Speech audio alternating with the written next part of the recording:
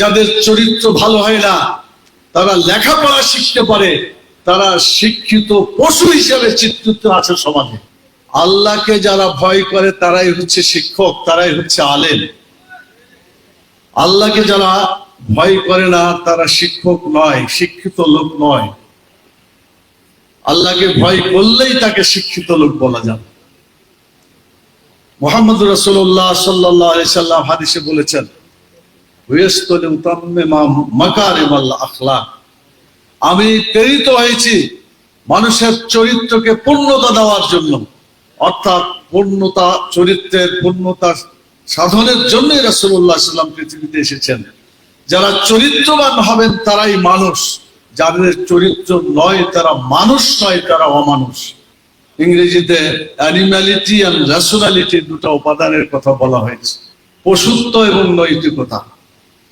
যাদের মধ্যে নৈতিকতা থাকবে না এরা পশু হবে।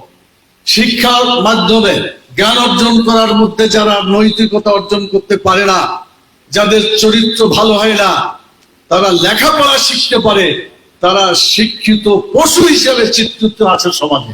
কিন্তু তারা যখন চরিত্রবান কাজ করে না তখন তারা পশুর চাইতে নিকৃষ্ট কাজ করে।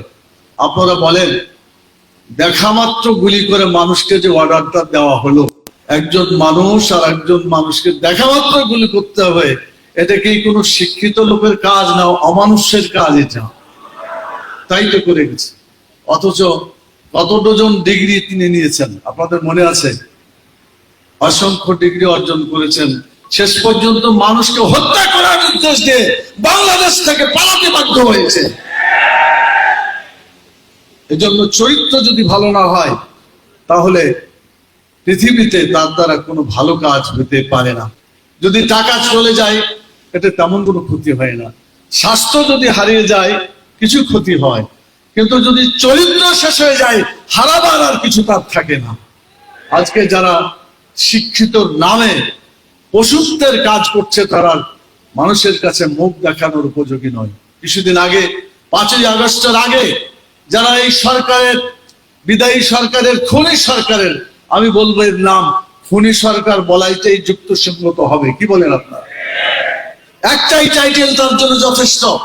এই খুনি সরকার যাদেরকে ক্ষমতায় বসিয়েছে এরা কি মানুষ ছিল না অমানুষ হয়েছে তারা? আজকে তার নির্দেশের কারণে আজকে পুলিশ বাহিনী তাদের নিজের ভাই বোনকে গুলি করেছে, নিজের সন্তানকে গুলি করেছে। কথা ঠিক কিনা? একজন পুলিশ তার ঊর্ধ্বতন কর্মকর্তাকে বলেছিলেন, স্যার একটা ছেলেকে গুলি মারতে কয়টা গুলি খরচ হয়? বলছিল না এটা? তাহলে বোঝা যাচ্ছে যে যারা এইভাবে মানুষ হয়ে লেখাপড়া শিক্ষা করলো কিন্তু মানুষত্ব অর্জন করতে পারলো না, চরিত্র অর্জন করতে পারলো না, তারা মানুষ নামে বিবেচিত হতে পারে না। আমরা এমন শিক্ষা ব্যবস্থা চাই যে শিক্ষা ব্যবস্থায় মানুষ সত্যিকার মানুষে পরিণত হবে। বলা হয় যে বিদ্যাহীন ব্যক্তি হয় পশুর সমান, আমার কাছে মনে হয় না, চরিত্রহীন ব্যক্তি হচ্ছে পশুর সমান। কথা ঠিক কিনা বলুন? অতএব চরিত্র সৃষ্টি যদি করে সেই শিক্ষা ব্যবস্থা দরকার আছে। চরিত্র যে ব্যবস্থায়, যে শিক্ষা ব্যবস্থায় চরিত্র তৈরি হয় না সেই শিক্ষা ব্যবস্থা বাংলাদেশের জনগণের কোন প্রয়োজন নাই। আমাদের ট্যাক্সের পয়সা দিয়া চরিত্রহীন মানুষ গড়ার কোনো দরকার আমাদের নেই।